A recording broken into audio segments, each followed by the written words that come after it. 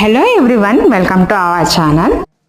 తరచుగా మన బేబీస్కి జలుబు, దగ్గు, జ్వరం ఇట్లా కాస్త వెదర్ చేంజ్ అవ్వగానే మనకు కనిపిస్తూ ఉంటాయి కదా. అలాంటప్పుడు టెన్షన్ పడకుండా ఇంట్లోనే కొన్ని హోమ్ రెమెడీస్ అయితే మనం చేసుకోవచ్చు.